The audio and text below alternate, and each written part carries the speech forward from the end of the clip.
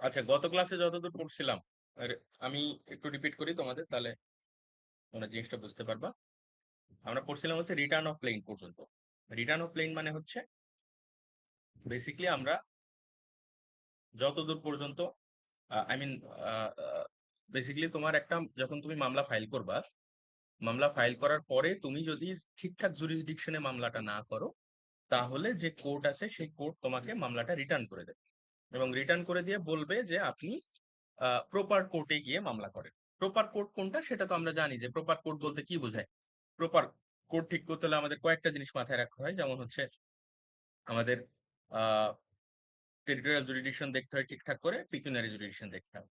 তো কোনো জুরিডিকশনাল এরর যদি হয়, সেই এরর ঠিক করে তুমি যেটা করবা সেটা হলো প্রপার কোর্টে গিয়ে মামলা করবা। এবং প্রপার কোর্টে মামলা করার সময় আগের যে তুমি কোর্টে ভুলভাল মামলা করছিলা, ওই কোর্টে যে মামলাটা চলছিল, যতদিন চলছিল ওই টাইমটাকে গণনা করা হবে না। এবং এই যে লিমিটেশন অ্যাক্টের যে সেকশন 14, এই সুবিধাটা তুমি এখানে পাবে। ঠিক আছে? এতদূর পর্যন্ত যে পড়ছিলাম এটা তো মনে আছে নাকি, নাকি ভুলে গেছো? না স্যার, মনে আছে। ঠিক আছে।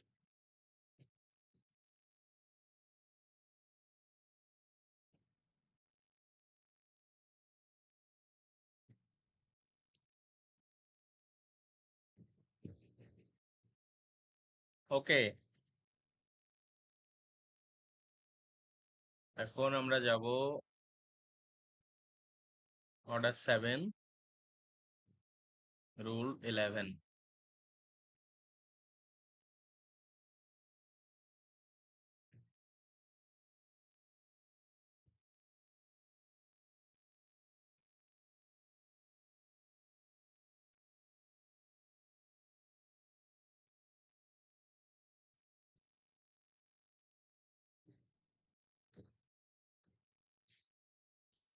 ওকে, স্ক্রিন দেখা যায়?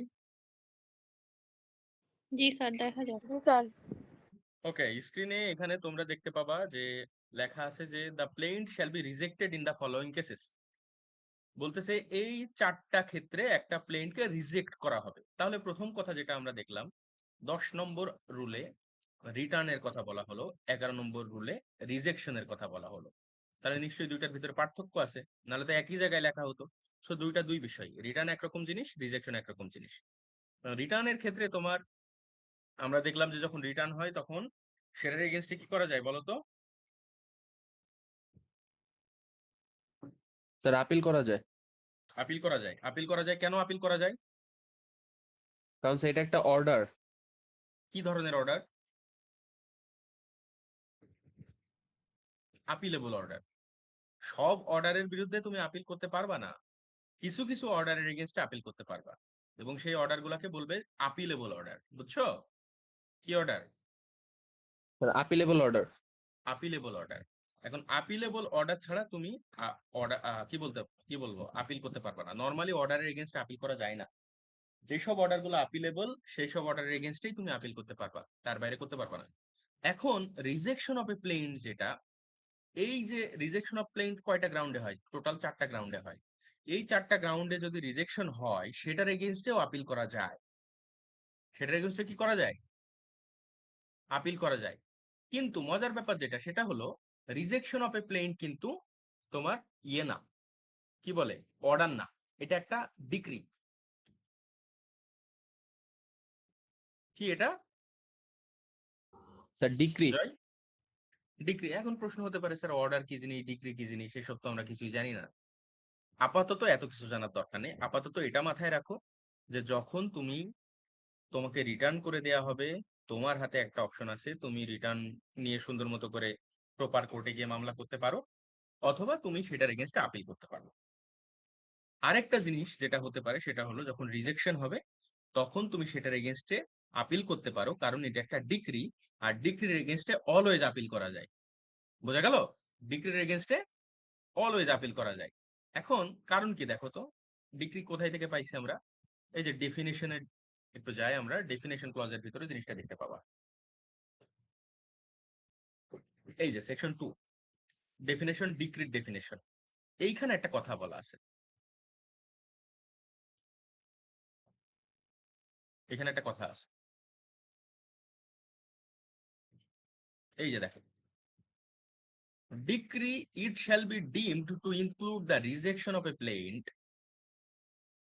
তার মানে কি, একটা রিজেকশন অফ এ প্লেন্টকে আমরা ডিক্রি হিসেবে কল্পনা করতে পারি। কারণ আমাদের ডিক্রির ডেফিনেশন যখন আমরা পড়ছি বা পড়বো, তখন দেখতে পাবা যে ডেফিনেশনের ভিতরে এই কথা বলা আছে যে একটা রিজেকশন অফ এ প্লেন্ট বা আরজি বাতিলের যে বিধান, এই বিধানটা আমরা ডিক্রি বলে ধরে নেব। তাহলে আমরা যখন এখানে যাচ্ছি, এই যে এখানে যাচ্ছি, তখন দেখলাম রিটার্ন যেটা দেখলাম সেটা একটা অর্ডার, বাট রিজেকশন যেটা সেটা একটা কি বলতো? রিজেকশন যেটা সেটা একটা ডিক্রি। ডিক্রি। ডিক্রি, বাট ডিক্রিটা কি ধরনের ডিক্রি বলতো? ডিমড ডিক্রি, শব্দটা মনে রাখবা। Deemed, DEEMED, deemed. কারণ এই আইনে বলছে এটাকে আমরা ডিম করব। ডিম করা মানে কি? মনে করা। মানে এটা যদিও সরাসরি কোনো ডিক্রি না, বাট আইন এটাকে ধরে নিছে একটা ডিক্রি হিসেবে। তো তার মানে এটা একটা ডিমড ডিক্রি। মানে মনে করো তুমি আসলে তোমার ক্ষমতা নেই, কিন্তু তোমাকে ক্ষমতাটা আমরা ধরে নিলাম যে তোমার ক্ষমতা আছে, এই টাইপের জিনিসটা। সেটা সরাসরি ডিক্রির যে ক্যারেক্টারিস্টিক্স ওইগুলো ফলো করে না। মনে করো তুমি একটা রিজেক্ট প্লেন ফাইল করলা, ফাইল করার পর তোমার প্লেনটা রিজেক্ট হয়ে গেল ওই 4টা গ্রাউন্ডের যে কোনো একটাতে। এখন এই যে 4টা গ্রাউন্ড, এগুলো যখন দেখবো তখন দেখবা যে এগুলো খুব প্রিলিমিনারি গ্রাউন্ডে রিজেকশন হয়ে যায়। মানে তোমার মামলা করার পর পরই রিজেক্ট হয়ে যাচ্ছে। বাট আমরা জানি কি একটা ডিগ্রি কখন দেয়া হয়? মামলা হবে, মামলা শুনানি হবে, দুই পক্ষ শুনানি হবে, ট্রায়াল হবে, ক্রস এক্সামিনেশন হবে, তারপর ডিগ্রি দেবে। কিন্তু আইন বলতেছে যে সমস্যা নেই, সবসময় যে ডিগ্রি একদম আপনার মামলা শেষ হলেই দেওয়া হবে, ইটস নট লাইক দ্যাট। মামলা যদি রিজেক্টও হয়ে যায় মামলা করার পর পরই, তারপরেও সেটাকে আমরা একটা ডিগ্রি হিসেবেই ধরে নেব। যদিও এখানে কি করা হয় নাই বলেন তো, পুরোপুরি হিয়ারিং টিয়ারিং কিছু হয় নাই। সো এটা একটা ডিমড ডিগ্রি। বুঝা গেল?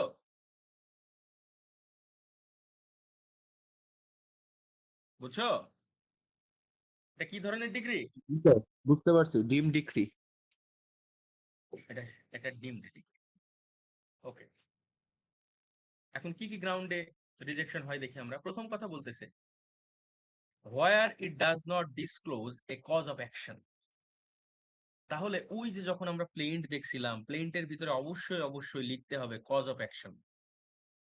কজ অফ অ্যাকশন কখন অ্যারাইজ হয়েছে এই জিনিসটাকে অবশ্যই অবশ্যই কি করতে হবে বলতো? দেখাইতে হবে। সো তাহলে তোমার প্লেন্টের ভিতরে যদি কজ অফ অ্যাকশন কখন অ্যারাইজ হয়েছে এই জিনিস তুমি না দেখাইতে পারো, তাহলে কি হবে বলতো? তোমার ডিগ্রিটা কি এই তোমার প্লেনটা কি হয়ে যাবে? রিজেক্টেড হয়ে যাবে। তাহলে প্লেন্ট যখন তোমরা ফ্রেম করবা তখন অবশ্যই অবশ্যই এই জিনিসটা মাথায় রাখবা যে কজ অফ অ্যাকশন কখন অ্যারাইজ হয়েছে এই জিনিসটা অবশ্যই প্লেন্টের ভিতরে থাকতে হবে, নাহলে এটা রিজেক্ট হয়ে যাবে। তারপরে বলতেছে where the relief claimed is undervalued and the plaintiff on being required by the court to correct the valuation within a time fixed by the court fails to do so। আচ্ছা, আন্ডারভ্যালুড relief মানে কি? আচ্ছা, আমরা যখন আমরা যখন plant দেখছিলাম, একটা প্লেন্টের কপি দেখছিলাম, মনে আছে? প্লেন্টের কপি দেখলাম না সেদিন আমরা? জি স্যার। হ্যাঁ, তো প্লেন্টের কপির ভেতরে তোমরা এটা দেখতে পাইছো না যে সুট ভ্যালুয়েশন কত লিখতে হয়? 10 লক্ষ টাকা, 15 লক্ষ টাকা, 20 লক্ষ টাকা লেখা লাগে। লেখা জি লাগে না? স্যার। জি স্যার। লেখা লাগে। কারণ কি?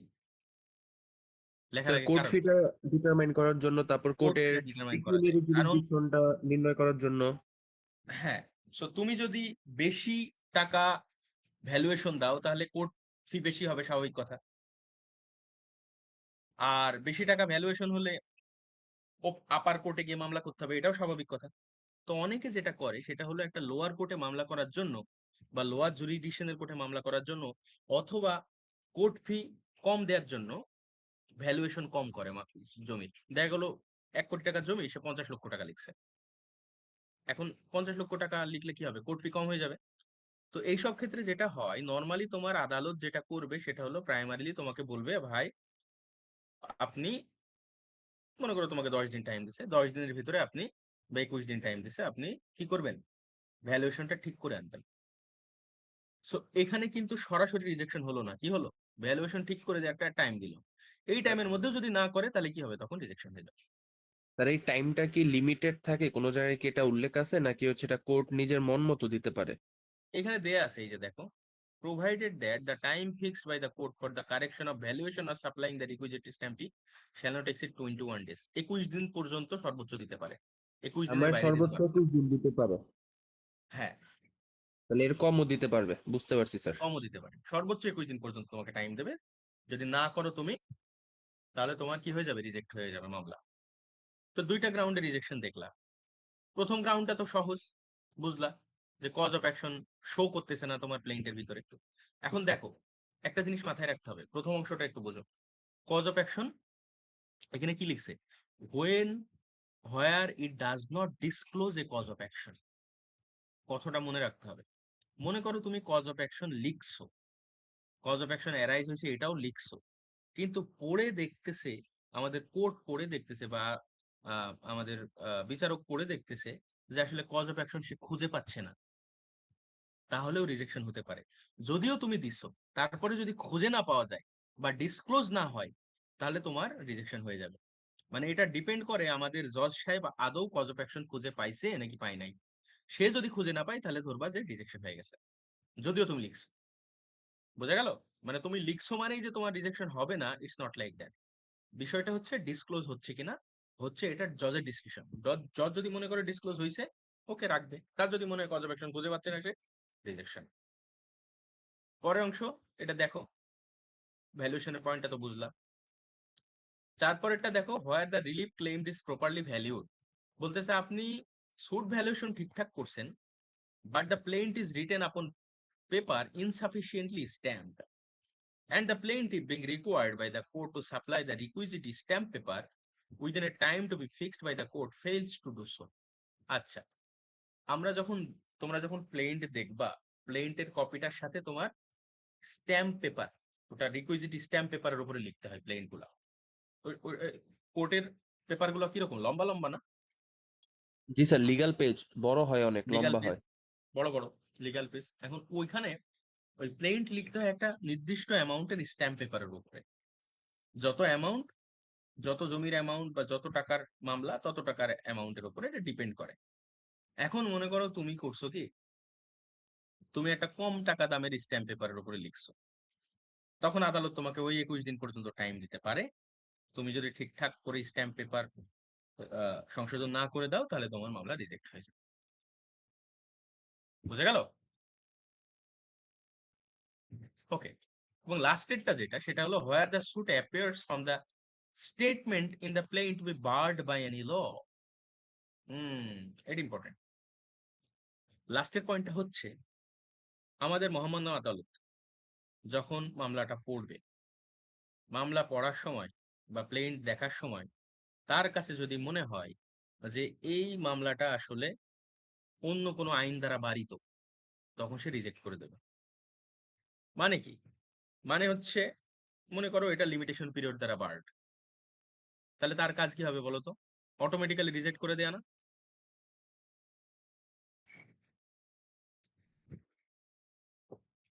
বার্ড বাই ল মানে কি? তুমি এই মামলাটা আসলে করতে পারো না, তুমি করছো, আদালতের কাছে মনে হয়েছে এটা এটা কোনো না কোনো আইন দ্বারা বার্ড, রিজেক্ট করে দেবে। সাপোজ তুমি লিমিটেশন পিরিয়ডের পরে গেছো, রিজেক্ট করে দেবে। বুঝছো? হ্যালো? জি স্যার, বুঝতে পারছি। হ্যাঁ। তার মানে আমরা টোটাল চারটা গ্রাউন্ড দেখলাম, চারটা গ্রাউন্ডের মধ্যে যে কোনো একটা গ্রাউন্ডে রিজেকশন হতে পারে। আর রিজেকশন হলে রেমিডি কি বলতো? প্রথম যে রেমিডি সেটা হচ্ছে আপিল। কারণ কি? স্যার, আপিল করা এটা যাবে। একটা ডিক্রি, আর ডিক্রি হলে জি স্যার, ডিক্রির এগেনস্টে কি করা যায়? আপিল আপিল করা করা যায়। যায়। আচ্ছা, আর কি আছে দেখি রেমিডি। আর রেমিডি আছে হচ্ছে তোমার 13 নম্বর রুলটা যদি দেখো তাহলে বুঝতে পারো, নতুন মামলাও করতে পারবা। The rejection of a plaint on any of the grounds herein before mentioned shall not of its own force preclude the plaintiff from presenting a fresh plaint in the aspect of the same cause of action। মানে এটা কোনো race জুডিকেটা হিসেবে কাজ করবে না। Race জুডিকেটা মানে কি? মানে একই বিষয়ের উপর পরপর মামলা করতে পারবা তুমি। মনে করো না একটা স্যার। মামলা করছো, মামলা করার পর হেরে গেছো, তুমি কি আবার সেই মামলা করতে পারবা? পারবা না, সেটা তো রেস জুডিকেটা হয়ে যাবে। কিন্তু তুমি মামলা করছো, তোমার মামলা রিজেক্ট হয়ে গেছে, রিজেক্ট হওয়ার পরে আবার পুনরায় তুমি মামলা করতে পারবা, সমস্যা নেই, একই বিষয়ের উপর পুনরায় মামলা করা যাবে। তাহলে তোমার রেমেডি দুইটা, ইদার তুমি আবার নতুন করে মামলা করতে পারো, অথবা তুমি কি করতে পারো, আপিল করতে পারো। আপিল কেন করতে পারো? কারণ তোমার এখানে তো সুযোগই আছে আপিল করার। ইটস এ ডিক্রি, আর ডিক্রি এগেইনস্টে কি করা যায়, আপিল করা যায়। বুঝা গেল?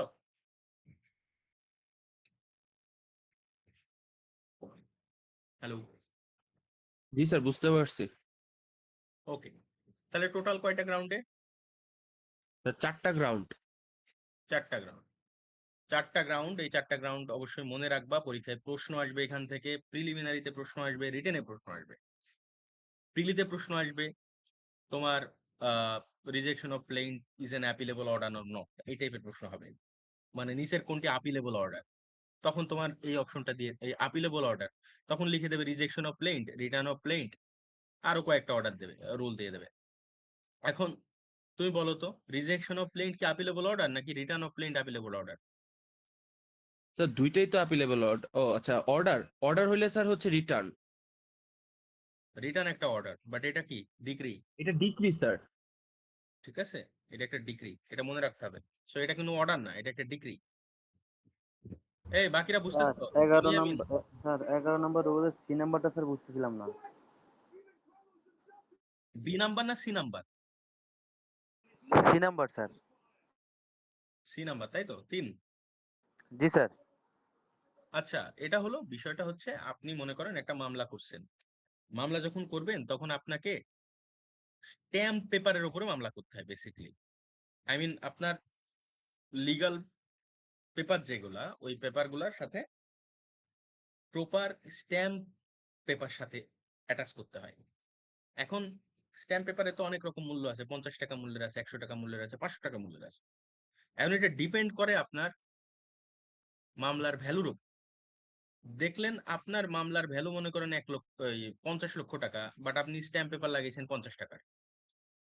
তো তখন আদালত যেটা করবে সেটা হলো আপনাকে বলবে আপনি প্রপার স্ট্যাম্প পেপার, যত টাকার মূল্য হওয়া উচিত তত টাকার স্ট্যাম্প পেপার নিয়ে এসে পুনরায় সাবমিট করেন। যদি না করতে পারেন, 21 দিন পর্যন্ত সর্বোচ্চ টাইম দিতে পারে আপনাকে। আপনি যদি এই টাইমের মধ্যে না জমা দেন তাহলে রিজেকশন হয়ে যাবে। বুঝছেন? জি স্যার, জি স্যার। মনিয়ামিন, জি স্যার, বুঝতে পারছি স্যার। Very good. ওকে, তাহলে এতক্ষণ পর্যন্ত যতদূর পড়লাম আমরা জাস্ট এতটুকুই পড়ছি, রিজেকশন অফ প্লেন কোন কোন গ্রাউন্ডে হয়। 4টা গ্রাউন্ডে হয়, এবং রিজেকশন অফ প্লেনের এগেনস্টে রেমিডিটা কি এটা আমরা দেখছি। আর রিজেকশন অফ প্লেনকে যে একটা ডিমড ডিক্রি বলা হয়, এই জিনিসটা জানলাম আমরা। বুঝা গেল? আচ্ছা, সো এতটুকু জানা হলে আমরা একটু অন্যদিকে মুভ করি।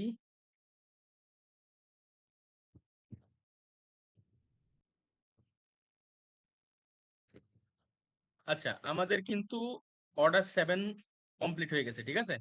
অর্ডার 7 এই কটা রুলই লাগবে, এর বাইরে লাগবে না। যে কটা রুল আমরা দেখছি এই রুল কটার বাইরে আর দেখবেন না আপনারা, মাথা খারাপ করার দরকার নেই।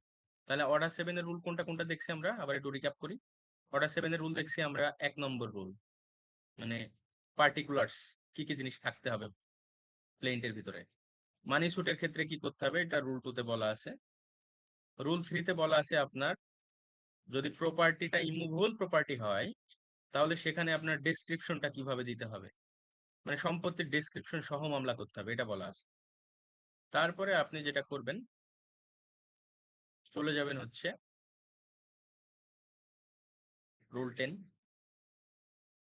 রুল 10 এর পরে হচ্ছে আপনার রুল 11। রুল 11 এর পরে হচ্ছে রুল 13। তার সাথে আপনার 14 এ তো আমরা জানলাম যে ডকুমেন্ট জমা দিতে হয় যখন মামলা করেন, তখন আপনার কাছে যদি কোনো ডকুমেন্ট থাকে সেটা দেবেন, অথবা আপনার কাছে যদি ডকুমেন্ট না থাকে তাহলে আপনি কার কাছে আছে তার নামটা মেনশন করে দেবেন, 14 এবং 15। এবং এটার ইফেক্ট বলা আছে 18 নম্বরে। মানে বেসিক্যালি আপনি যদি ডকুমেন্ট সহ না মামলা করেন তাহলে পরবর্তীতে সেই ডকুমেন্ট আর এভিডেন্স হিসেবে কালেক্টেড হবে না বা গ্রহণযোগ্য হবে না। তবে আদালত যদি মনে করে হ্যাঁ আমি এভিডেন্স হিসেবে নেব, ইন এক্সেপশনাল সার্কামস্টেন্সে আদালত আপনাকে এই ফেভারটা করতে পারে।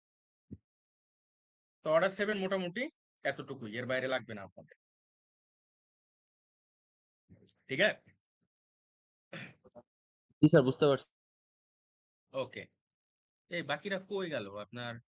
স্যার অনেকে নাকি আফরোজা অ্যাড হইতে পারতেছে না। অ্যাড হইতে পারতেছেন আবার কেমন কথা? তোমাকে কি মেসেজ দিছে কেউ অ্যাড হইতে পারতেছে না এরকম বলে? স্যার মারুফা। মারুফাকে তুমি অ্যাড করলাম একবার, আবার ভাই নতুন করে অ্যাড হইতে বলো, এই লিংকে নতুন করে ঢুকতে বলো, অনেক ওই সময় অনেক লিংকে নতুন করে ঢুকতে বলো।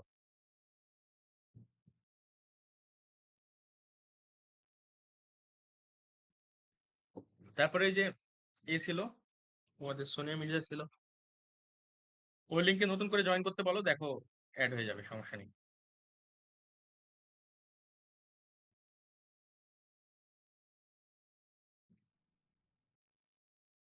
স্যার ওরা মনে হয় কারো মেসেজের অপেক্ষা করতেছে। আমি বলছিলাম যে স্যার যখন আসে আমাকে একটা নক দিতে, গ্রুপে একটা নক দিতে, সে অপেক্ষা করতেছে মেবি স্যার।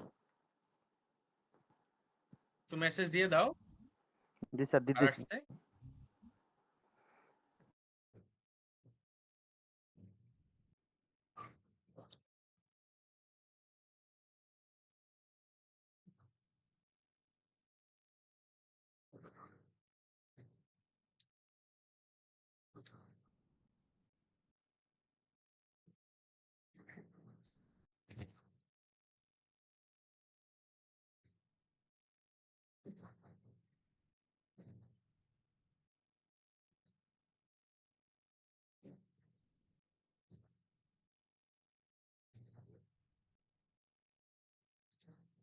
ওকে।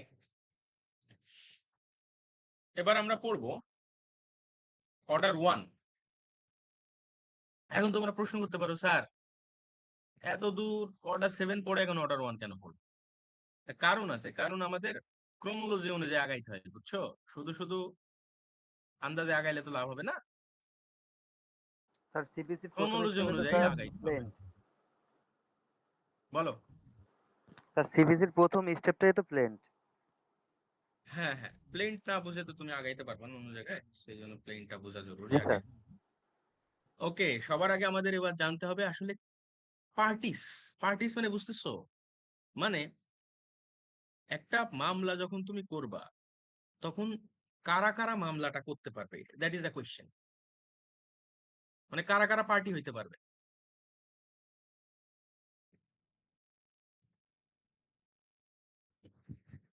বুঝছো? মানে কারা কারা পার্টি হইতে পারবে, একই মামলাতে একাধিক পার্টি যোগ করা যাবে কিনা, দ্যাট ইজ দ্য কোয়েশ্চেন।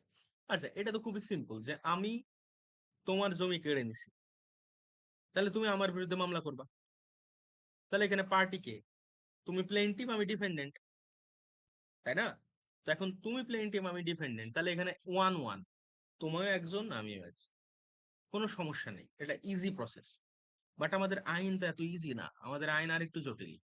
আইন যেটা বলতেছে সেটা হলো যে যদি এমন সিচুয়েশন হয় যে একাধিক লোককে জয়েন করা লাগবে, তাহলে কি করা যাবে কি যাবে না?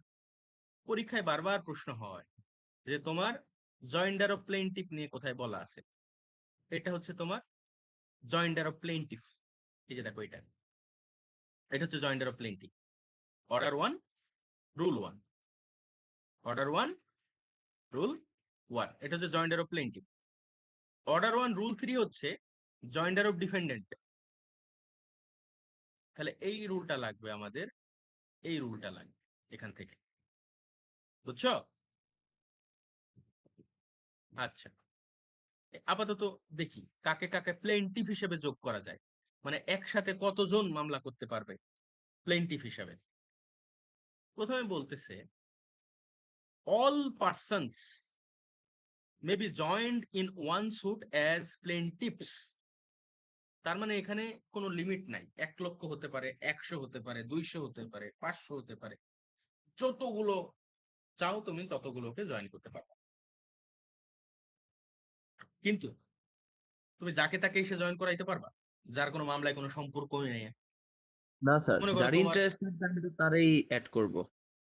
এক্স্যাক্টলি, ইন্টারেস্টেড পার্টিকে অ্যাড করতে হবে। তাহলে দেখো ইন্টারেস্টেড পার্টি কারা, এখানে আইন অনুযায়ী কারা বলতেছে, all persons may be joined in one suit as plaintiff in whom any right to relief in respect of or arising out of the same act or transaction is alleged to exist, whether jointly, severally, or alternatively, তাহলে প্রথম অংশটা হচ্ছে বলতেছে যখন একাধিক ব্যক্তির কোনো একটা বিষয়ের উপরে কমন ইন্টারেস্ট আছে, একটা ঘটনা ঘটছে, সেই ঘটনার ভিতরে 1 2 3 4 5 6 সবার ইন্টারেস্ট আছে বা সবারই ক্ষতি হয়েছে কোনো না কোনো ভাবে। বোঝা গেল? তাহলে মনে করো তুমি একটা জমির মালিক, সেই জমিতে তোমার ভাইও মানে তোমার বাবা মারা গেছে, তো সেখানে সেই জমিতে মনে করো তোমার 5 ভাই, তোমরা 5 ভাই তো স্বাভাবিকভাবে কমন প্রপার্টির মালিক হবা, তোমরা এখনো যেহেতু পার্টিশন করো নাই। তাহলে সেই জমিতে যদি কেউ ক্ষতি করে তাহলে তুমি কি করতে পারো বলো তো? তোমার সবাই সবাই মিলে মামলা করতে হবে না? সব ভাই মিলে না? জি স্যার, যেহেতু এখনো ভাগ হয় নাই সেই ক্ষেত্রে সবাইকে ইনক্লুড করতে হবে। যেহেতু এখানে ভাগ হয় নাই তাহলে এখানে সবাই ইন্টারেস্টেড পার্টি, এবং যেহেতু ইন্টারেস্টেড পার্টি সবাইকে তোমার এখানে প্লেইন্টিফ হিসেবে অ্যাড করা যেতে পারে। এবং এখানে দুইটা শর্ত। প্রথম শর্ত হচ্ছে যে যে ঘটনাটা ঘটছে ওই ঘটনাতে যারা যারা ইন্টারেস্টেড তারা তারা তাদের ইন্টারেস্ট আছে কিনা এই প্রশ্নটা তুমি উত্তর করবা। প্রথম অংশের উত্তর দিবা হচ্ছে whether they have interest or not. দ্বিতীয় কোশ্চেনের উত্তর হচ্ছে যদি তুমি এখন তাকে অ্যাড না করো তাহলে মামলাটা শেষ হওয়ার পর আবার কি ওই যে লোককে তুমি অ্যাড করো নাই সে কি নতুন করে আবার একই বিষয়ের উপরে এসে মামলা করতে পারে কিনা।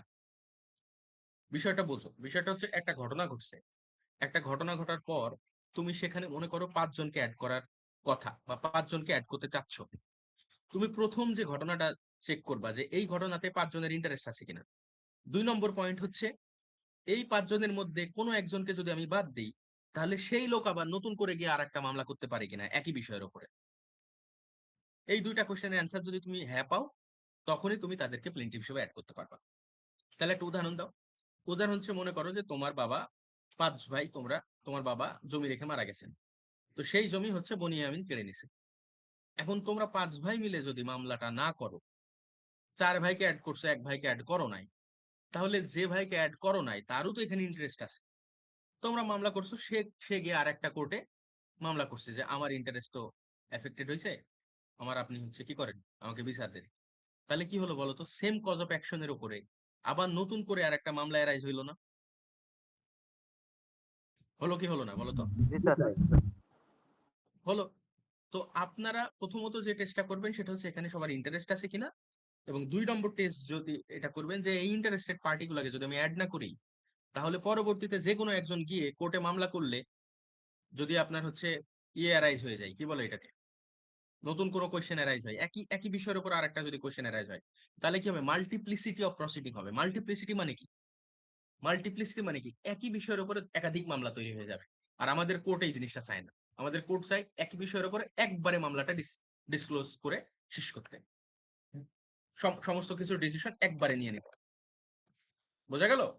সো দ্যাটস ওয়াই আমাদের যেটা করতে হবে সেটা হলো যখন দেখবেন একই বিষয়ের উপরে একাধিক ব্যক্তি ইন্টারেস্টেড তখন আমাদের সবাইকে সেখানে পার্টি হিসেবে অ্যাড করে দিতে হবে। বোঝা গেল? যদি স্যার এই দুইটা এবার কোশ্চেনের ভিতরে একটা কোশ্চেন না বোধক হয় তাহলে কি আর তাকে অ্যাড করা যাবে না? ইন্টারেস্টেড না হলে তো আপনি অ্যাড করবেন না। স্যার লাইক সে ইন্টারেস্টেড বাট সে হচ্ছে পরবর্তীতে মামলা করবে না, এরকম যদি কোনো নিশ্চয়তা থাকে তাহলে কি তাকে অ্যাড করবো না?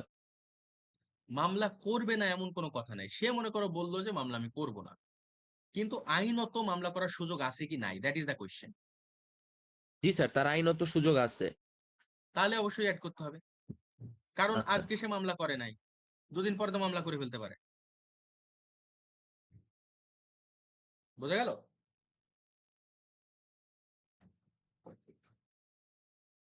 বুঝছো?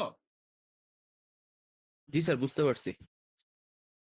ওকে। আর আমাদের এখানে তোমার রুল 2 পড়ার দরকার নেই, রুল 3টা পড়বা। রুল 3 ঠিক এটার উল্টাটা। রুল 3 এটা উল্টাটা, মানে কাকে কাকে তুমি ডিপেন্ডেন্ট হিসেবে অ্যাড করতে পারবা। ডিপেন্ডেন্ট হিসেবে অ্যাড করতে পারবা এমন কোনো ব্যক্তিকে যে বেসিক্যালি তোমার কোনো ক্ষতি করছে এই মামলাতে। মনে করো তুমি একা ব্যক্তি, একা ব্যক্তি, তুমি 5 জন মিলে তোমাকে পিটাইছে, 5 জন মিলে তোমাকে পিটাইছে। এখন 5 জনের এগেইনস্টেই তুমি আলাদা আলাদা করে মামলা করতে পারো, ইউ হ্যাভ এ রাইট। মামলা করতে মানে মানে কি, সিভিল মামলাও তো করা যায় তাই না? মানে তোমার কম্পেনসেশন আদায়ের জন্য মামলা করতে পারো না তুমি? জি স্যার। সিভিল মামলা পারো তো? অথবা মনে করো 5 জন মিলে তোমার জমিটা দখল করে রাখছে, কিন্তু তুমি চাইলে 5 জনের এগেইনস্টে আলাদা আলাদা মামলা করতে পারো। বাট এখানে প্রশ্ন হচ্ছে এইটা, তুমি যদি 5 জনের বিরুদ্ধে আলাদা আলাদা মামলা করো তাহলে মাল্টিপ্লিসিটি অফ প্রসিডিং হবে।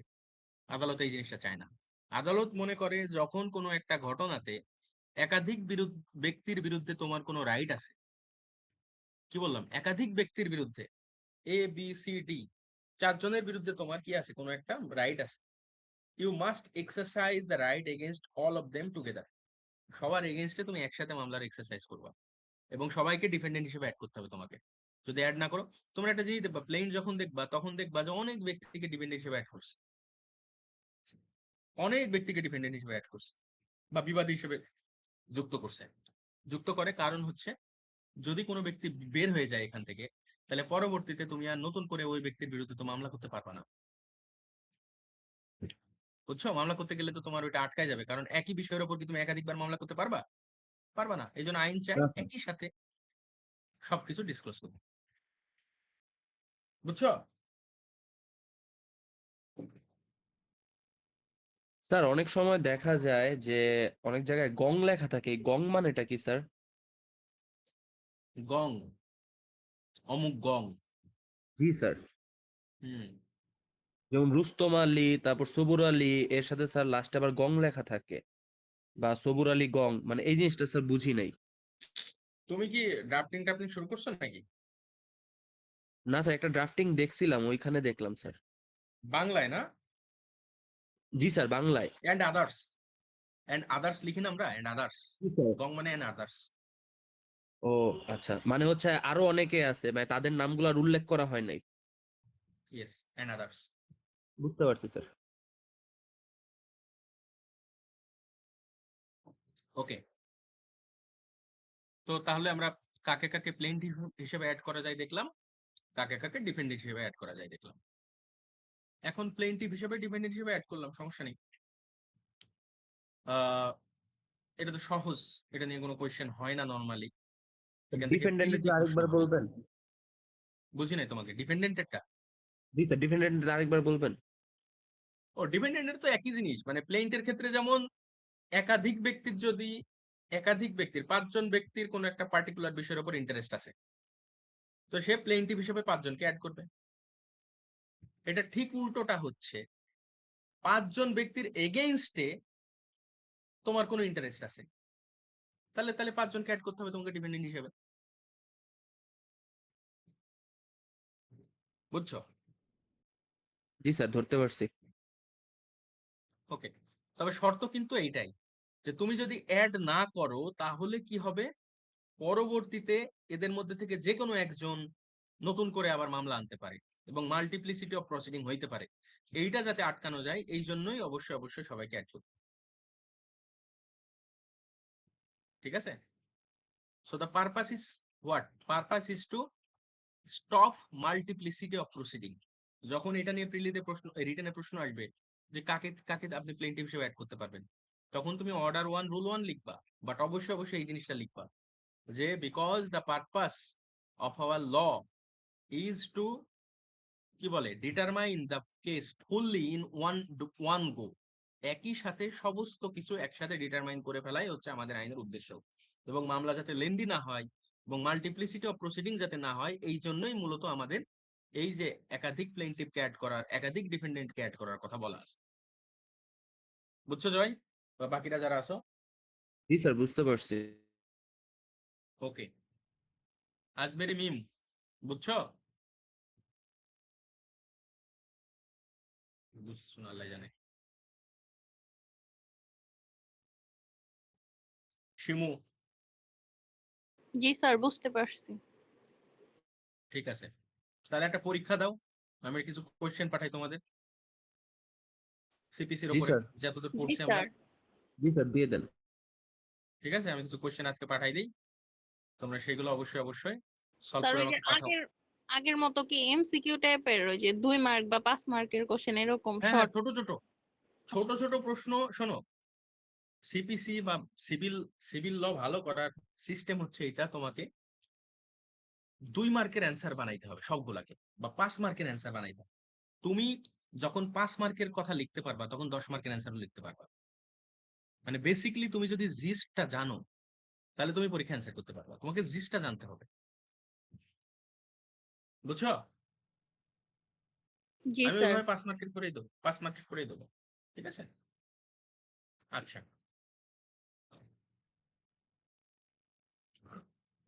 কালকে আমরা যেটা দেখবো সেটা হচ্ছে মিস জয়েন্ট আর নন জয়েন্টার। এখান থেকে প্রশ্ন হবে রুল 9, 10, ঠিক আছে? তারপর তোমার হচ্ছে 10 এর এই যে এতদূর পর্যন্ত। এখান থেকে এবার জুডিশিয়ারিতে প্রশ্ন হয়েছে, সামনে বারে প্রশ্ন হয়েছে গতবার আমাদের এখান থেকে রুল 10 থেকে। হ্যাঁ, এবার জুডিশিয়ারিতেও প্রশ্ন হয়েছে। 9 থেকে এবার প্রশ্ন হওয়ার চান্স আছে। 9, 10 কালকে আমরা পড়বো। এই জিনিসটা একটু ভালো করে পড়তে হবে, এটা একটু ট্রিকি, তাই তোমাদেরকে কালকে আমি পড়াবো, আজকে আর না পড়াই। আজকে যতদূর পড়াইছি এগুলো একটু ভালো করে দেখবা, আমি নোট পাঠাই দেবো কালকের মধ্যে। আর হচ্ছে কি বলে, আহ, পরীক্ষার প্রশ্ন পাঠাই দেবো। Okay sir. ওকে? আচ্ছা, তোমাদের কাছে মনে হতে পারে যে স্যার অল্প অল্প করে পড়াচ্ছে। অল্প অল্প করে পড়ানোর কারণ আছে। কারণ হচ্ছে তোমার এই প্রসিডিউরাল ল একসাথে অনেক পড়লে মনে থাকবে না। আবার আমরা যখন রিক্যাপ করা শুরু করবো তখন অনেক ফাস্ট রিক্যাপ করতে পারবে, কারণ এই জিনিসগুলো ভালো করে তোমরা আয়ত্ত করতে পারতেছো। আর সিপিসি আসলে বেশি বড় না, যদি মনে হয় অনেক বড় তাহলে ভুল। ঠিক আছে? আমরা অলরেডি তোমার ওয়ান থার্ড সিপিসি আমাদের পড়া হয়ে গেছে। এরপর আমরা পড়বো হচ্ছে তোমার অর্ডার, কি বলে, আহ 8 আছে একটু, 9 এর আছে একটু, তারপর অর্ডার 17, তারপরে তো পার্ট 2 তোমাদের আমি পড়াইছি, পার্ট 2 রিপিট করবো। এতটুকুই তো পড়া, বাইরে কিছু নেই আর।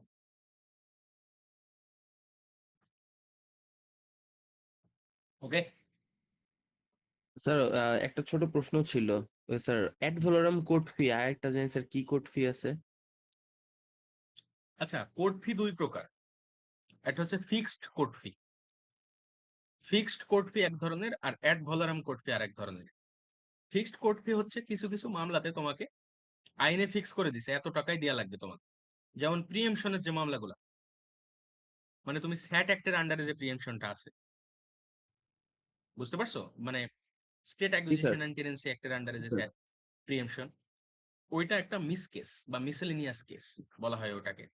এবং মিসেলেনিয়াস কেস যেহেতু বলা হয়, ওখানে তোমার 300 টাকা কোর্ট ফি দেওয়া লাগে তোমার। এটা ফিক্সড, অন্য কোনো উপায় নেই, তোমাকে ওখান থেকে বাঁচার কোনো সুযোগ নাই। এগুলা মানেটা আর কি স্যার? বুঝি না, অ্যাড ভ্যালোরাম। না স্যার, মানে যে মিসেলিনিয়াস কেস, এটা মানে কি? মিস কেস বলা হয়, এটা নিয়ে আসলে একটু ডিসকাশন দরকার আছে, আপাতত এই ডিসকাশনটা কালকে করি। ঠিক আছে? আচ্ছা স্যার। মিস কেসের উপরে আমি তোমাদের একটা ছোট্ট ম্যাটেরিয়াল দিয়ে দেবো, দেখে নিও। আমাদের অনেকগুলো মিস কেস করা হয়। মিস কেস মানে হচ্ছে তোমার সংক্ষিপ্ত, বেসিকলি আমাদের যেমন সামারি ওকে। ট্রায়াল আছে না জি স্যার। ক্রিমিনালে, জি স্যার, ক্রিমিনাল সামারি ট্রায়াল আছে। অনেকটা সিভিলে যেসবগুলো সামারি আকারে ডিসপোজ করা হয় সেগুলোকে মিস কেস বলে। দ্রুত যেগুলো হয়, শর্টে মিস কেস।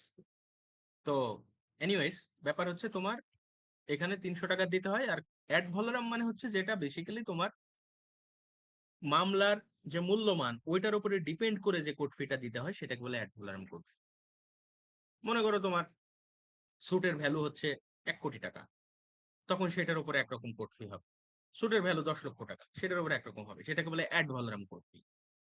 আর ফিক্সড যেটা, সেটা হলো যখন মামলাতে ওই টাকাটাই দেয়া লাগবে, 300 টাকা হলে 300 টাকা, 150 টাকা হলে 150 টাকা, এরকম। এটা ফিক্সড। স্যার এইরকম ফিক্সড কোড ফির ভিতরে কি কোনো রকম মানে সর্বোচ্চ এবং সর্বনিম্ন কোনো কিছু আছে স্যার? না, এটা ডিপেন্ড করে পার্টিকুলার মামলার উপরে ডিপেন্ড করে। কিছু কিছু কোর্টে, কিছু কিছু মামলাতে তোমার কোর্ট ফি হতে পারে 300 টাকা, কিছু কিছু 200 টাকা, 1000 টাকা, এরকম। এটা আইন ভেদে, কারণ এক এক রকম আইনে তো এক এক রকম। যেমন স্যাট অ্যাক্টে ফিক্সড, নেট অ্যাক্টে ফিক্সড। বুঝছো? এটা কোনো নির্দিষ্ট মান নাই বাংলাদেশে।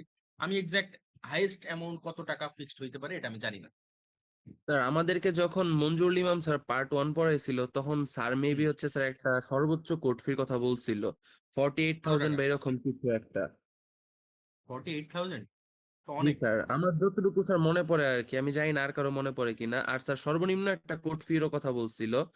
তো আচ্ছা, সেই জন্য জিজ্ঞাসা করলাম অ্যাকচুয়ালি যে এরকম আমাদের হাই এবং লো কোনো কোর্ট ফি আছে কিনা ফিক্সড এর ক্ষেত্রে। ফিক্সড এর ক্ষেত্রে তো হাই লো হওয়ার কথা না, আমার কাছে মনে হয় না। 48,000 টাকা অনেক টাকা। আই থিঙ্ক এটা অ্যাড ভলোরাম থেকে বলছেন উনি হয়তো।